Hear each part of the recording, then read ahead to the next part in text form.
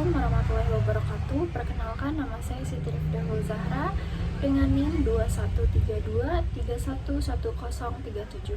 Di sini saya akan menjelaskan tentang aritmia. Apa sih itu aritmia? Aritmia adalah gangguan ritme jantung. Untuk selengkapnya, di sini saya akan membahas penyebab, faktor, dampak, dan pencegahannya. Nah, apa sih aritmia? Aritmia adalah gangguan pada ritme jantung yang mengakibatkan detak jantung menjadi tidak teratur. Terlalu cepat adalah takikardi, dan yang terlalu lambat adalah brakikardi. Nah, kondisi ini terjadi ketika impuls listrik yang mengatur detak jantung tidak berfungsi dengan baik. Aritmia bisa menyebabkan gejala seperti palpitasi, pusing, sesak napas, bahkan sampai pingsan. Untuk penyebabnya bisa berupa penyakit jantung, ketidakseimbangan elektrolit, stres, atau faktor gaya hidup tertentu seperti konsumsi alkohol berlebihan atau merokok. Tergantung pada jenis dan tingkatan keparahannya, aritmia dapat diobati dengan berbagai cara, mulai dari perubahan gaya hidup, obat-obatan, pemasangan pacemaker, hingga prosedur medis seperti kateter ablasi.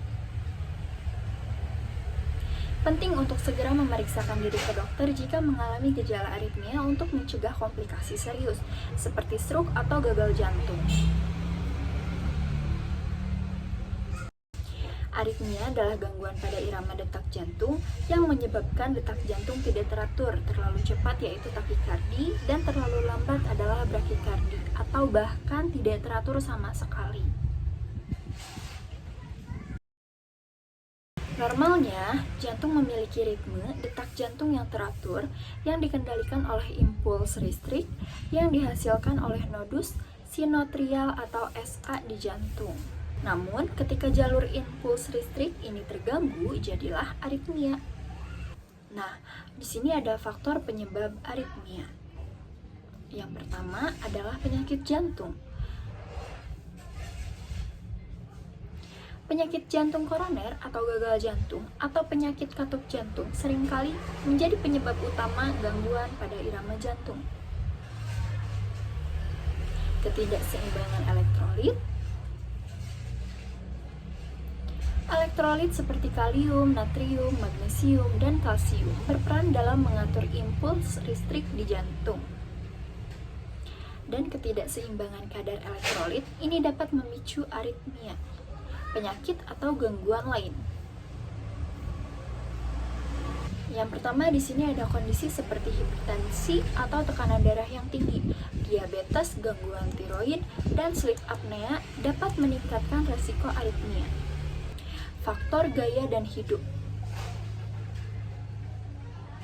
Konsumsi alkohol, merokok, stres berlebihan, atau penggunaan obat-obatan tertentu seperti kafein dan obat-obatan terlarang dapat mempengaruhi irama jantung.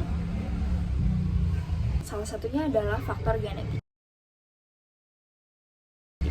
Beberapa orang memiliki riwayat keluarga dengan gangguan irama jantung atau kondisi genetik tertentu yang meningkatkan resiko aritmia tersebut. Yang selanjutnya adalah usia.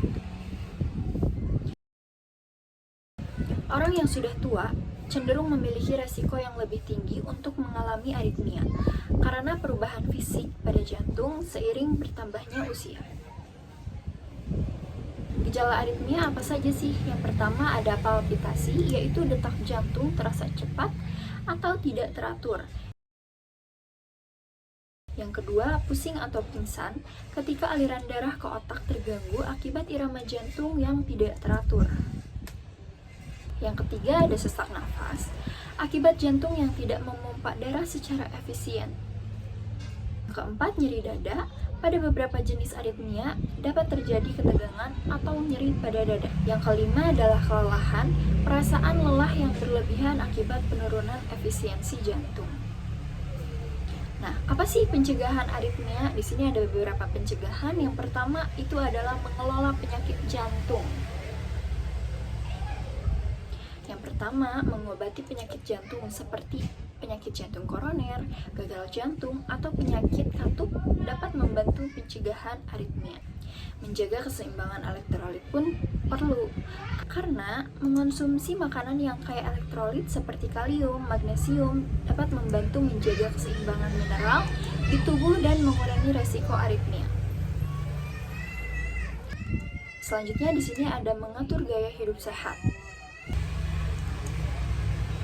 Yang pertama, berhenti merokok dan mengurangi konsumsi alkohol serta kafein yang dapat mengurangi resiko aritmia. Yang kedua, mengatur stres dengan teknik relaksasi atau meditasi juga dapat membantu. Yang ketiga adalah olahraga teratur.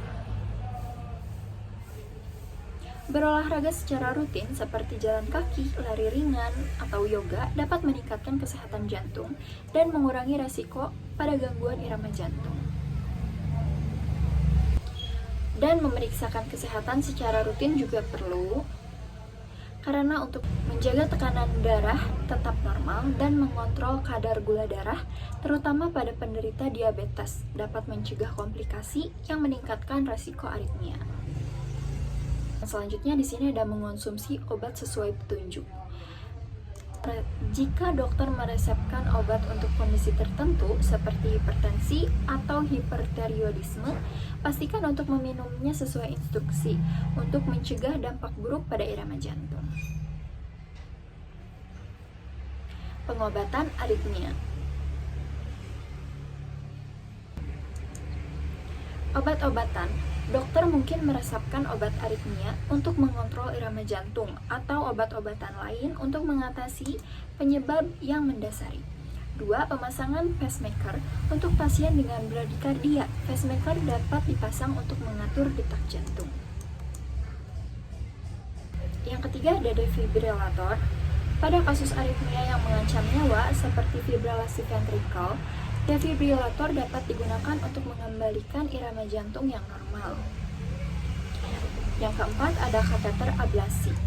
Prosedur medis untuk menghancurkan jaringan penyebab aritmia jantung. Nah, mungkin cukup sekian pemaparan dari saya tentang aritmia jantung atau gangguan irama pada jantung. Kurang lebihnya dimohon maaf. Assalamualaikum warahmatullahi wabarakatuh.